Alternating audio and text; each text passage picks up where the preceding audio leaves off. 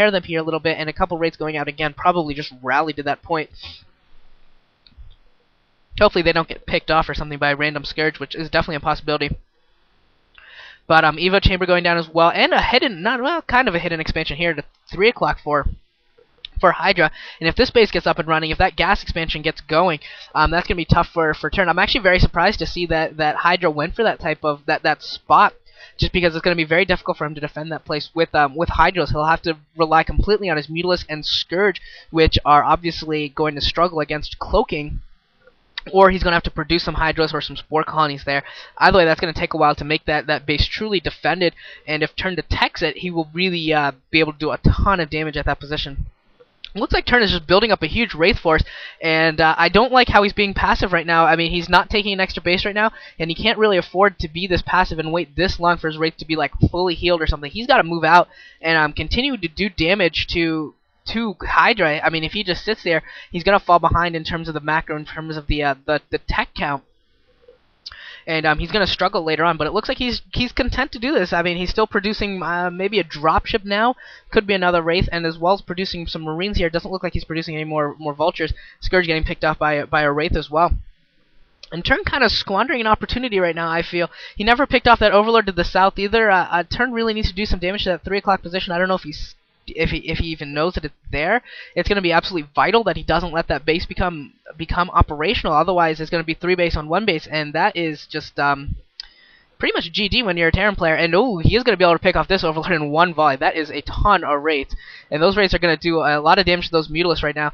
And bringing that Overlord alongside, trying to get the vision, but that Overlord is going to go down in 1 volley. There it goes down. That other Overlord will go down in 1 volley as well. There it goes, and now there's no vision for those Mutalisks. And now those Mutalisks are going to be in trouble here, and Terran in a huge advantage right now. If he can stay away from the Overlords, he'll be in a great spot to do a ton of damage here. Finally, it looks like speed upgrade has finished for the Overlords, but there's just too many Wraiths, and I think he might actually be able to take this. I think Terran might actually be able to do a ton of damage here. More Overlords being produced, trying to get into position to defend here, as those cloaked Wraiths just trying to do as much damage as they can, doing a ton of damage to the Mutalisks. It looks like there's maybe 3 or 4 left, but there are several Overlords being produced as well, and it looks like Terran was forced to back off. That was some nice play by Terran. Unfortunately, Speed OV kicked in just in time to get those new Overlords into position. If that speed hadn't kicked in, if that had been maybe 30 seconds earlier, like I was hoping Terran would have attacked, he could have had free reign over at least the natural. I can't see if the main might have had another Overlord defending it, but he would have had free reign, could have done so much damage. And now we've got the Mutalisk coming out here, and we're seeing Hydra's first-person view here. He gets a little bit of a swoop in there. It looks like he took out 1 or 2 Marines, and he's going to try and do some more damage, but that is some a solid sizable medic and Marine force.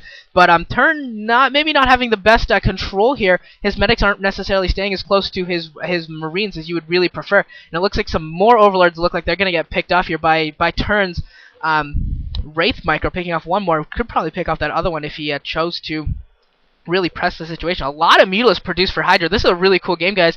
A ton of air units being produced here.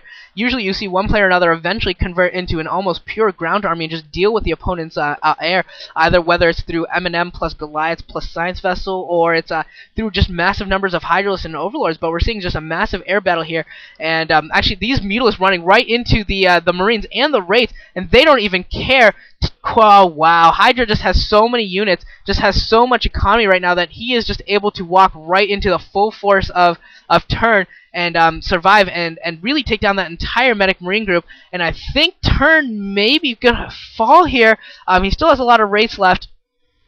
Just fighting these Mutalisks as well as he can, but I think he is going to lose. The paper planes are just too fragile, and all the paper planes go down, and that's going to be a January very disappointed.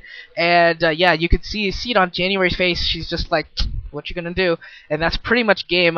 Yeah, Terran doesn't have any more bases, and he just waited too long, in my opinion. He just waited too long with that big Wraith force to really push in there and do damage. And I still don't know if he even knows about that 3rd base.